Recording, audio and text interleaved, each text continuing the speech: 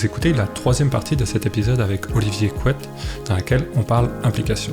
Olivier nous partage son expérience dans différents organismes et plus particulièrement son expérience en tant que vice-président de la Jeune Chambre de commerce de Québec et son implication auprès de la Maison Martin Matt de Québec. Si vous vous demandez comment un comité administratif fonctionne au sein d'un organisme à but non lucratif, restez branchés, on va démystifier comment tout ça fonctionne et le rôle de chacun. Puis, on parlait tantôt un petit peu, là on a parlé plus de ta partie, on va dire, entrepreneuriat puis reprenariat. T'as aussi, en plus de ça, tu t'es impliqué dans différentes sphères, on va dire, de la société. Fait qu'est-ce que tu peux nous parler un peu de cette partie-là de ton parcours? Tout à fait. J'ai été, depuis mon tout jeune âge, j'ai été impliqué dans plusieurs organisations bénévoles. Mes parents, encore aujourd'hui, sont impliqués dans plusieurs organisations bénévoles. C'est vraiment eux qui nous ont transmis ça. Puis, j'ai eu la chance de pouvoir contribuer, de pouvoir aider. Puis, mes parents me disaient tout le temps, tu contribue, aide. Si quelqu'un est à l'épicerie puis ils font une collecte de fonds pour leur équipe de soccer, ça coûte rien de donner un 2$. Mais ça coûte rien. Ça coûte 2$, mais tu sais, je veux dire, pour eux, ça vaut beaucoup plus que 2$, le support que tu leur apportes. Puis c'est toujours... puis ça, je l'ai toujours gardé en tête, puis je le fais encore aujourd'hui, puis je m'implique dans différentes organisations. J'ai été impliqué dans plusieurs organisations. Puis quand arrivait le moment où est-ce que je pensais que j'avais fait le tour, que je pensais que j'avais apporté le maximum que je pouvais apporter, je me retirais puis je laissais la place à d'autres personnes. Mais encore aujourd'hui, il y a tellement de belles organisations qui peuvent apporter un plus dans la société dans laquelle on vit, dans l'écosystème dans lequel on évolue, que je trouve ça important de s'impliquer de façon bénévole pour différentes causes, pour différentes organisations, pour justement donner un coup de pouce en fonction de nos connaissances, nos compétences pour aider de ce côté-là. Là. Puis par rapport à ça, justement, est-ce que, si je ne me trompe pas, tu es impliqué à la Jeune Chambre de commerce de Québec en tant que vice-président, c'est ça? Oui, vice-président cette année. C'est ça, 2 ans. Ça fait 2 ans que je suis administrateur sur le conseil d'administration, puis vice-président cette année, effectivement. OK. Puis comment tu penses que... parce que tu as cette implication-là qui est plus justement reliée avec on va dire, ta vision entrepreneuriale. Ouais. Puis tu as été aussi impliqué dans la Maison Martin Matt, je pense, de Québec. Oui, exact. Fait que c'est quand même ces deux contextes très différents. Ouais, je suis curieux comment chacun t'a apporté finalement, aussi bien au niveau de l'entrepreneuriat ou que personnellement dans ta vie. Ma première implication au niveau d'un conseil d'administration a été avec la Maison Martin Matt de Québec. Je suis rentré, j'ai été sur le conseil d'administration quand même 5 ou 6 ans de la Maison Martin Matt de Québec. C'était une époque où... une époque, comme si ça faisait 150 ans. Mais c'était un moment où est-ce que je voulais commencer à m'impliquer justement sur des conseils d'administration. Ce que je trouvais super intéressant dans le conseil d'administration, c'est que très souvent, tu es impliqué avec des gens qui sont spécialistes de leur domaine, spécialistes de leur industrie. On parle des avocats qui ont 25-30 ans d'expérience. On parle des comptables qui ont leur firme de comptabilité ou qui sont très haut placés dans des sociétés comptables. Et un conseil d'administration, comment ça fonctionne lorsque tu es administrateur? Ta voix vaut autant. Tu sais, on a tous une voix. Donc, ma voix en tant que tout nouveau dans l'industrie... ou tout nouveau dans le conseil d'administration valait autant qu'une personne qui avait 30 ans d'expérience dans son domaine spécifique. Et ça amène à des discussions, ça amène à des évolutions de réflexion, autant au niveau personnel qu'au niveau des autres personnes, qui est vraiment, vraiment intéressant. Puis, ça permet d'apporter un sang nouveau aussi. La plupart des OBNL sont avec des personnes qui sont plus proches de la retraite, qui ont plus de temps, qui sont moins dans le jus quotidien de la croissance ou d'un début de carrière, puis d'apporter du sang nouveau, d'apporter du sang jeune, des idées nouvelles. Ça, je trouvais ça super important dans une organisation qui te tient à cœur puis qui est vraiment super important pour toi, puis que les valeurs te tiennent à cœur également. Fait que c'est comme ça que j'ai commencé à m'impliquer en fait sur différents conseils d'administration.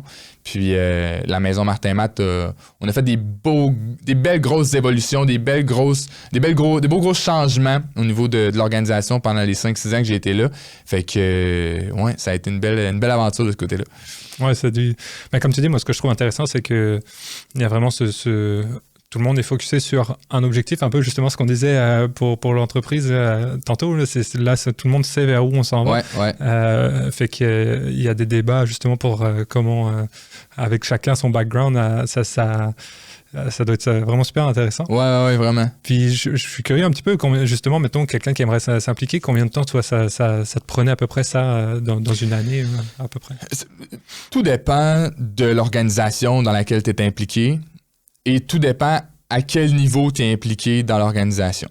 Un conseil d'administration, en général, comment ça fonctionne, c'est qu'on a, je te dirais habituellement, entre 9 et 11 personnes qui sont des administrateurs.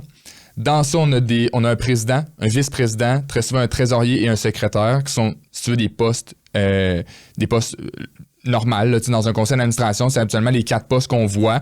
Après ça, tu peux avoir des postes dédiés, justement un poste dédié en droit parce qu'on veut quelqu'un de spécialiste en droit. Mais sinon, tous les autres sont administrateurs, tout le monde a un droit de vote lors d'une décision. Et tu sais, quand il y a différents projets, quand il y a différentes choses qui arrivent dans l'organisation, soit qu'il y a déjà des comités qui sont créés de base dans le conseil d'administration, puis on dit, OK, tel dossier qui arrive, ben on va le mettre dans les mains du comité RH ou du comité droit ou quoi que ce soit.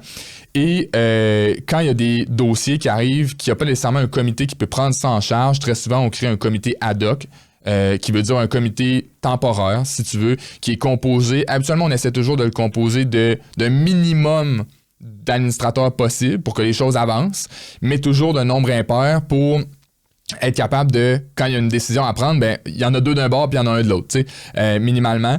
Fait que ça, c'est la base, c'est vraiment comment un conseil d'administration, ça fonctionne. Puis tout dépendant où est-ce que tu es impliqué à travers ça, ça peut te prendre quelques heures par mois à plusieurs heures par semaine. C'est vraiment au niveau où est-ce que tu es impliqué. Puis ça dépend beaucoup de l'organisation aussi. Est-ce que c'est une organisation qui est très, très, très active ou très peu active? Est-ce que c'est une organisation dans laquelle on a déjà une équipe permanente en place qui s'occupe de toutes les opérations? Parce qu'il ne faut pas oublier qu'un conseil d'administration, c'est pas une instance qui gère les opérations quotidiennes, mais c'est vraiment quelqu'un qui s'assure de la vision puis que la mission de l'organisation est respectée puis qu'on s'en va dans une ligne qui est en cohérence avec ce qu'on veut faire en tant qu'organisation. Donc, si tu as une équipe permanente en place, habituellement, en tant que CA, tu es moins impliqué. Si tu n'en as pas, habituellement, en tant que CA, tu es plus impliqué. Fait que ça dépend beaucoup des organisations. Je dirais que la première chose à faire, c'est quelqu'un qui voudrait s'impliquer dans un conseil d'administration, ce serait de trouver une organisation bénévole, un OBNL ou un OSBL qui lui tient à cœur, la valeur lui tient à cœur, les membres lui tiennent à cœur, les valeurs et tout ça. Puis ensuite de ça, poser les questions, aller voir qui est sur le conseil d'administration, aller poser les questions, aller les rencontrer, ces personnes-là, pour voir un peu puis poser la question comment ça se passe dans votre organisation au niveau de l'implication. Puis après ça, faire son choix en fonction de ça. Oui.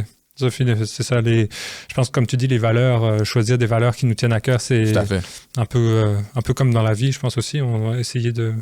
Même en entreprise, le salariat, je pense que c'est quand même important d'avoir aussi des valeurs qui matchent quand même. Tout à fait. Puis tu as été aussi, on disait tantôt, impliqué à la Jeune Chambre de commerce. Comment tu penses que ça influence ton évolution, on va dire, au niveau de ton parcours entrepreneuriat et de reprenariat, et peut-être l'inverse aussi, parce que je pense que c'est vrai un peu dans les deux sens, là.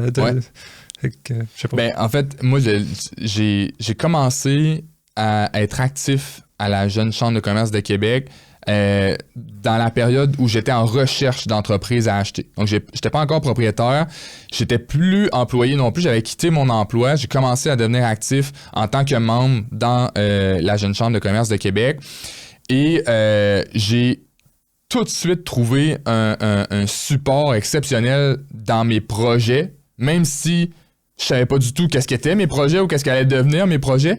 Vraiment du dynamisme puis du support là, incroyable que j'ai trouvé là. Puis finalement, on a fait l'acquisition. Et là, tu as besoin de beaucoup de choses dans une acquisition. Tu as besoin de beaucoup de personnes autour de toi. Et j'ai trouvé la plupart de ces personnes-là, la plupart de ces réponses-là dans la Jeune Chambre de commerce de Québec. Beaucoup de personnes qui m'ont permis d'avoir la croissance qu'on a eue, que j'ai rencontrée là-bas. On dit en affaires, c'est pas qu'est-ce que tu sais, c'est qui tu connais. Puis ça a toujours eu une importance. Puis plus tu t'impliques dans une organisation où tu peux rencontrer des gens, où tu peux aider les autres, puis où les autres peuvent t'aider, plus ça va être bénéfique, je pense, à long terme pour toi, pour ton entreprise, pour tes projets. Moi, je le dis très ouvertement, la croissance d'AgroTour, la croissance qu'on a actuellement avec Corsa, aurait pas été possible sans la Jeune Chambre de commerce de Québec. Et je pense que les acquisitions à venir au fil des prochains mois, des prochaines années, ne serait pas possible non plus sans le réseau que j'ai développé dans les 3-4 dernières années à la Jeune Chambre. Oui, mais je trouve que c'est important ce que tu dis, de savoir s'entourer justement de personnes finalement qui ont un peu soit les mêmes objectifs que nous, alors qui ont des compétences que nous, on n'a pas.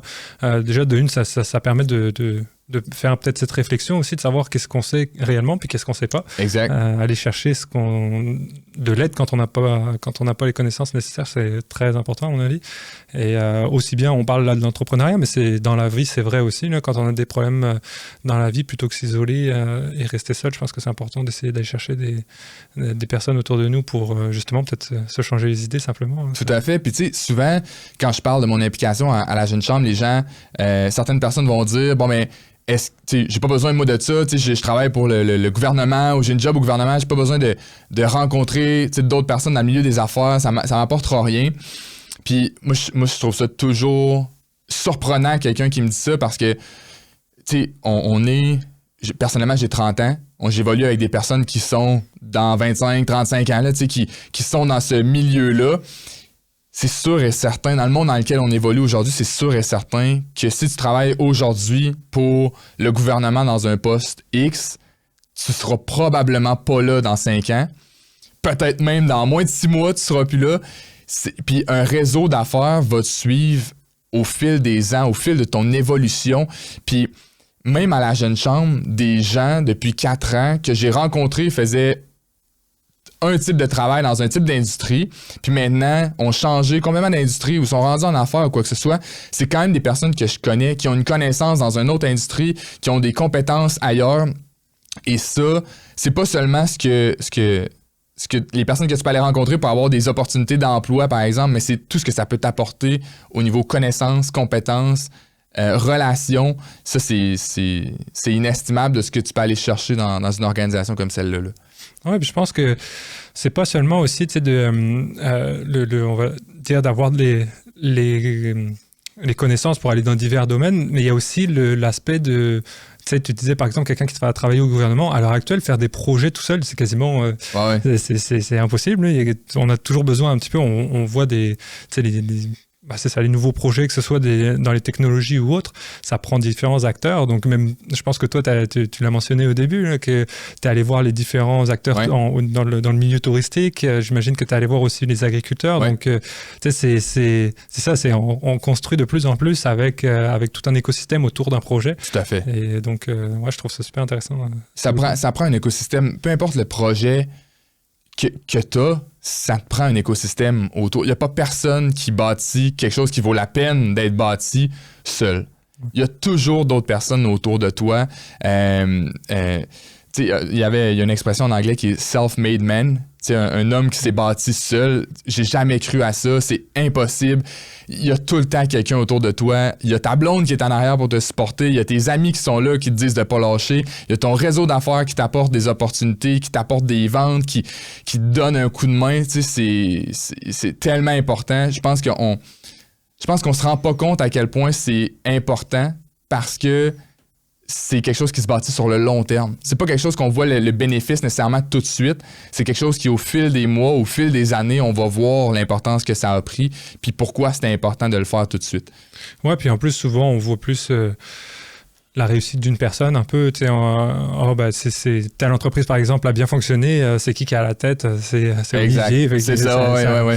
On regarde pas par défaut, on n'a pas tendance à regarder tout ce qu'il y a autour, là, tout ce qui... Tout à fait. Puis tu sais, souvent ma clientèle me le demandait, dans les années passées.